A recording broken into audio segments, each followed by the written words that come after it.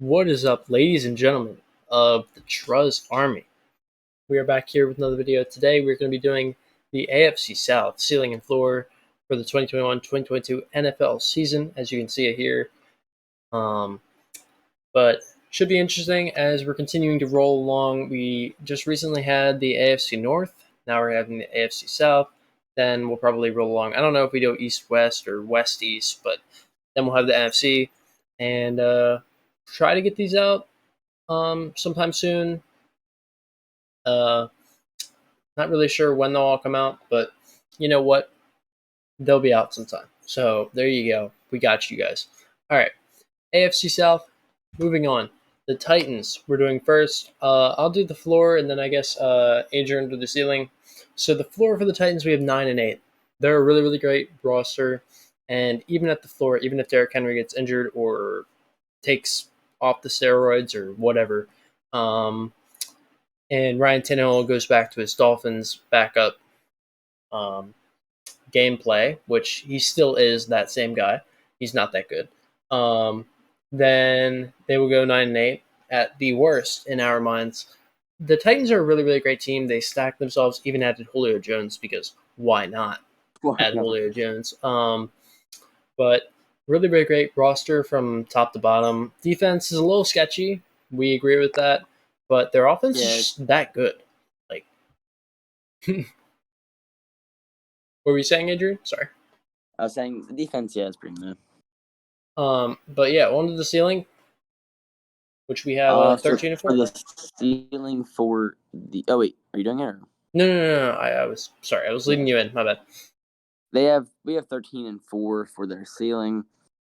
This is where if that offense they've built, the monster, if it all connects and comes together, AJ Brown, Julio Jones, Ryan Tannehill, Derrick Henry, if they can come together as a unit and then just perform and excel, this team could quite easily go 13 and 4 and just kind of take control of the AFC. They've played well the past few seasons, and this could be like the cumulative year where they finally pop up and really do great. Yeah, in both these scenarios, they most likely make the playoffs. I mean, floor, it's a little bit more sketchy, but they're pretty close to making the playoffs at floor. At ceiling, they're going to make the playoffs pretty much automatically. On to the next team, Indianapolis Colts. We got Carson Wentz, of course. Adrian, do you want to explain the floor for this one? Yeah, I get the floor. All right. So for the Indianapolis Colts, as Gavin was talking about, we had their floor at 7-10, which is not terrible. 7-10, it's okay.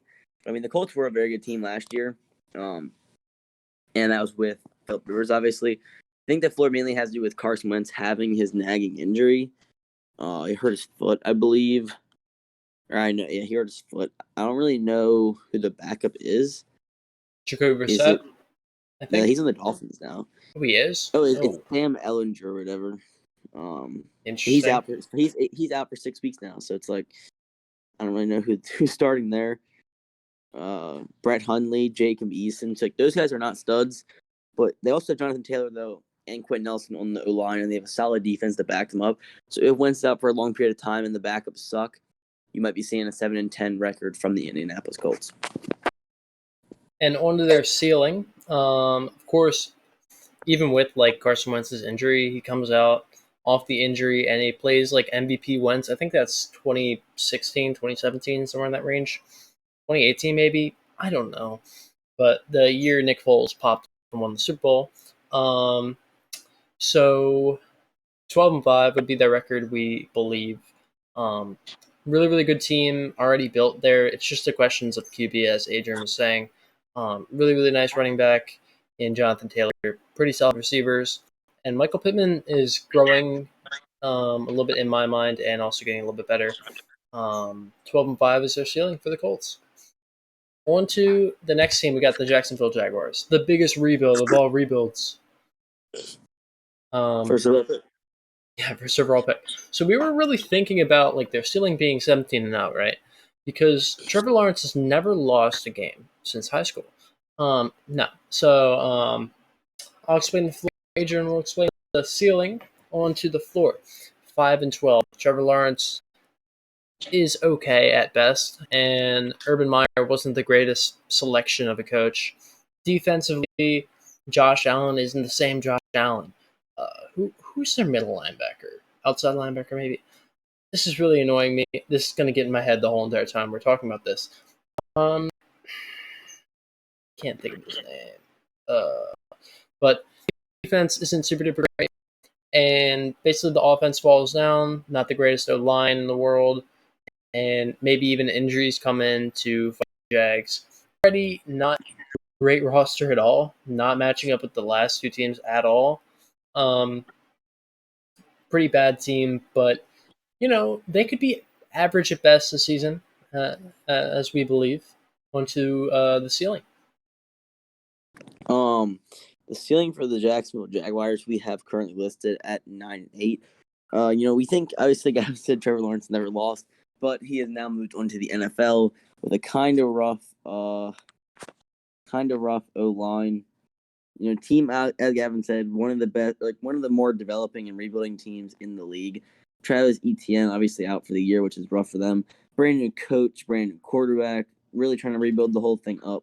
Don't really see them getting 10 wins. Could see them getting 9, like we said, the ceiling top right there if Lawrence does end up bowling out. Because everything's so new, brand new coach, brand new system, rookie quarterback, shots, guys really haven't developed themselves in the league yet. We have them listed at a 9-8 ceiling. Yeah, pretty boring one to talk about, if we're gonna be honest here, but Jacksonville Jaguars, that's them. On to the Texans.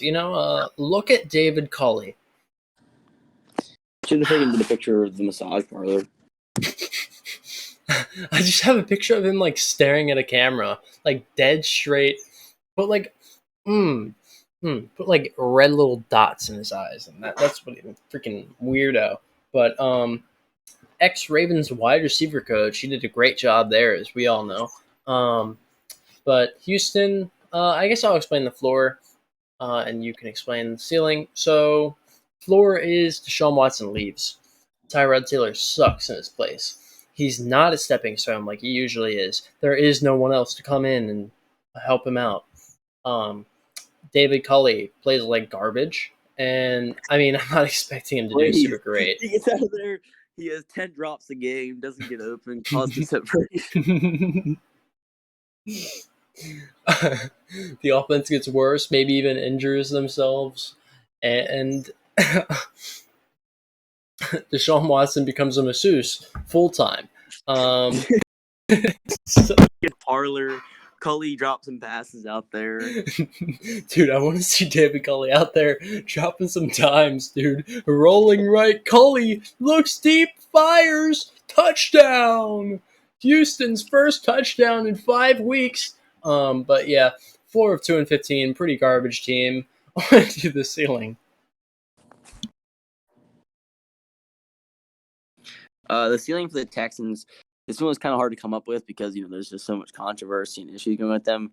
But we end up coming down to 9-8, and that was mainly just because if Deshaun Watson plays, they don't trade him. The FBI doesn't raid his house and permanently throw him in jail and make him registers on all kind of different registries. Then they might pull in a 9-8. That's possible. Culley comes in, pops off, throws some dimes. Watson survives the FBI raid. Tyrod Taylor plays O-line, blocks every single snap. We might see a 9-8 Texans. But no, for real, if Watson, ends up playing, does well. I mean, he's an elite quarterback. He does good. Culley able to transfer over with, he could be a good coach after all. Don't really know. And the team's able to light a fire and just try to prove the world wrong and they end up going 9-8. Highly unlikely, though. I think it's much closer to the floor, but, it's a possibility. I can see them getting at least 8 wins and potentially 9, but no way they're getting 10. No, not a single chance of getting 10. I don't. And remember, guys, that's the whole point of the video is it's our predictions where it's they will not get any more wins than ceiling and they will not get any less wins than floor. So that's basically and then their record's going to be in between. So that's just that. Basically, we could totally cheat the system and say, oh, their floor is 0-17, their ceiling 17 though. But that's not fun, right? That's just not fun. You guys see a YouTuber doing that, you should go in their comments, add us, and then say, disappointing. That's what you guys should do. That's what you guys should do. Okay, no, that's not right. That's our fellow YouTube community. Okay, you can't disrespect that. But you know, basically, like in my mind, like think of like a stepping stool, right? And like the steps get like okay, I lost my track. But basically, like the highest chance I would say would be like that 2 to 5 win ratio, and then anything above that, there's a lower chance, and maybe like 1% that they get 9-8. But it could really, really happen if the best case scenario comes out, whether that's Deshaun Watson, getting away with stuff, or he didn't do anything, or whatever the heck, or Tyrod Taylor becomes a stepping stool for David Culley, who then takes over and throws dimes throughout the season. Sorry, I'm just thinking about that face being a Bro, QB in dude, the the whole NFL, video dude. is just turned by Cully coming and popping off with them Dude, glasses, dude. we Them need to make him a glasses, Madden player and dude, them start him at glasses, QB. 20/20 vision. Dude. He's like James with LASIK. He'll see moves happening before they even happen. Definitely a career mode in David David Cully. Dimes. David That'd be a Dimes, career mode, man. David Cully.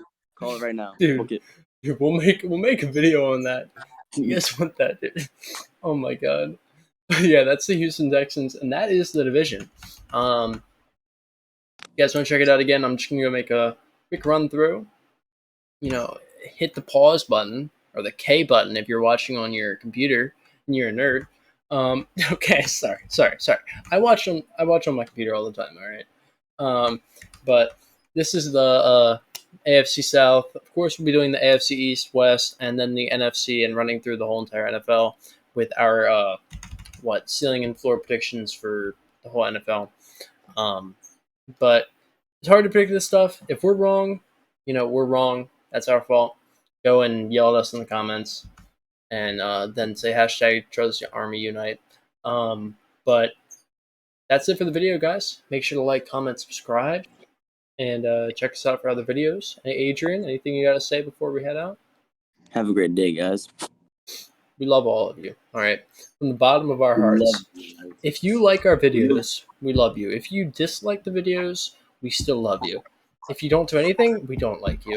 But if you subscribe, you will always be in the bottom of our hearts. All right. Peace out, guys. We will see you guys next time. See you later, guys.